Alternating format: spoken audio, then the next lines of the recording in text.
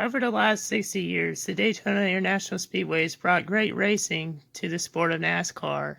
Each February since 1959, the Daytona 500 has been the most anticipated race on the NASCAR schedule. Here is the top 15 Daytona 500s, but first, 1967 Daytona 500 only had 2 cars on the lead lap at the finish. There is 36 lead changes and 6 cautions, and Mario Andretti won his first career NASCAR race, becoming the first international driver to win a NASCAR event. Most remembered for Dale Jarrett's flip in the big one, the 1999 Daytona 500 had 4 cautions and an average speed of 161.55 miles per hour. Race winner Jeff Gordon led 17 laps, and 8th place finisher Rusty Wallace led 104. There was only 15 cars on the lead lap at the finish. Marred by the deaths of Neil Bonnet and Rodney Orr during practice before the Daytona 500, the Daytona 500 in 1994 was won by Sterling Marlin, who won by 0.9 seconds over Ernie Irvan, who led 84 laps. At number 15, the 1989 Daytona 500. The race had 7 cautions and only 10 cars on the lead lap at the finish. Second place finisher Ken Schrader led 114 laps, Dale Earnhardt Sr. finished 3rd, Jeff Badin finished 4th, and Phil Parsons finished 5th. There's 30 lead changes, so Darrell Waltrip stretched out his fuel to win in his 17th try at the Daytona 500. Number 14, the 1959 Daytona 500. There were 0 cautions and only 2 cars on the lead lap at the finish. Lee Petty led 38 laps and Johnny Beauchamp led 30. The margin of victory was only 2 feet, and no one knew at the time who had won the race. After 3 days of review, it was determined that Lee Petty won. Number 13 is the 1997 Daytona 500. There's 8 cautions in the race. Dale Sr. was a big favorite until he flipped near the end of the event. He was able to keep driving his car and finish the race. Hendrick Motorsports had a 1-2-3 finish as Jeff Gordon collected the victory. He led 40 laps total during the race. At number 12 is the 2019 Daytona 500. This race I actually went to, and I'm not trying to be biased here, but I honestly think this is a top 15 Daytona 500 of all time. Matt DiBenedetto led 49 laps until being swept up in the big one. There was a lot of wrecks in the race, and only 8 cars were without damage at the finish. Ross Chastain finished a career-high 10th in the race. Malcolm McDowell finished a career-high 5th, and Ron Preece, in his first Daytona 500 start, got a top 10. Denny Hamlin won the race, making it the first Joe Gibbs Racing win in the Daytona 500. Kyle Busch, his teammate, finished 2nd. Number 11 is the 2005 Daytona 500. There was 22 lead changes and 11 cautions. Tony Stewart led 107 laps but finished 7th. Scott Riggs finished a career-high 4th. The race was overshadowed by Scott Wimmer's wild ride near the end.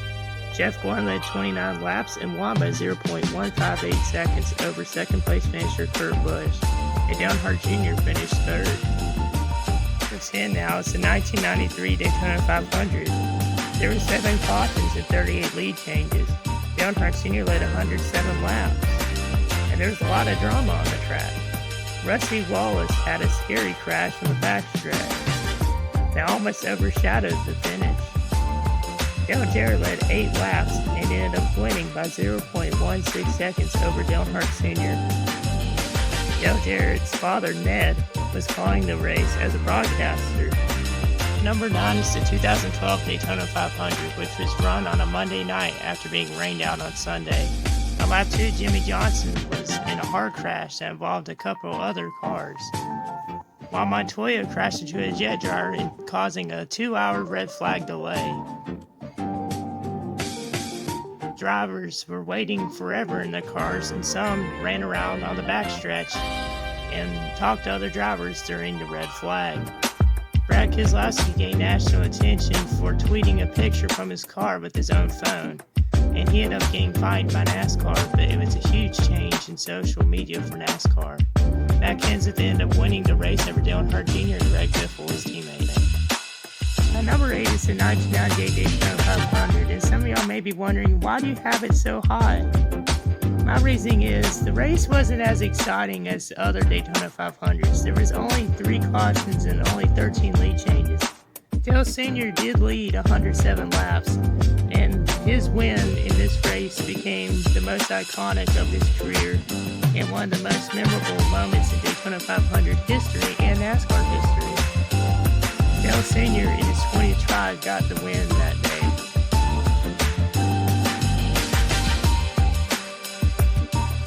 Number 7 is the 1988 Daytona 500. There's 26 lead changes and 7 cautions, none bigger than Richard Petty's wild flip near the halfway point of the race.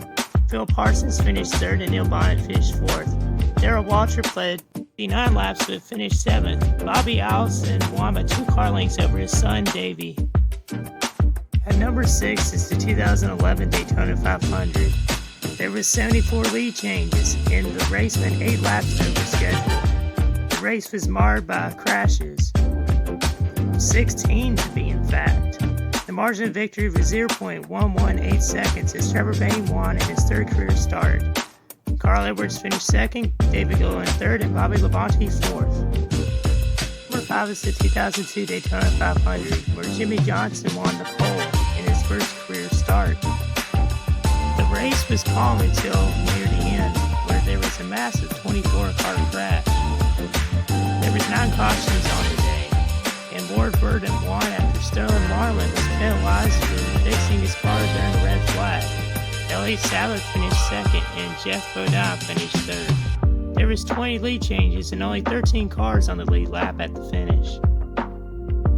At number 4 is the 2001 Daytona 500, which was the first broadcasted by Fox. The race had 3 cautions, but none was bigger than Tony Stewart's wild flip that led to a big one just under 50 laps to go. There was 49 lead changes on the race and 11 cars on the lead lap at the finish, as Michael Waltrip held off Dale Earnhardt Jr. to win the race.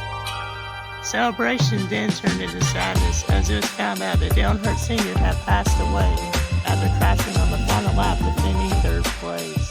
Dale Sr.'s death led to many safety innovations in NASCAR, including the Hans device. Many believe this moment changed NASCAR forever. Now at number 3 is the 1976 Daytona 500. There were 7 cautions and 36 lead changes, and 15 cars DNF'd because of engine failures.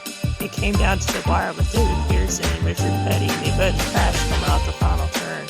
Richard Petty couldn't get his car started, and David Pearson won by 50 yards. This may surprise you. At number 2 of the 2007 Daytona 500, early favorite Stewart was involved in wreck with Kurt Busch.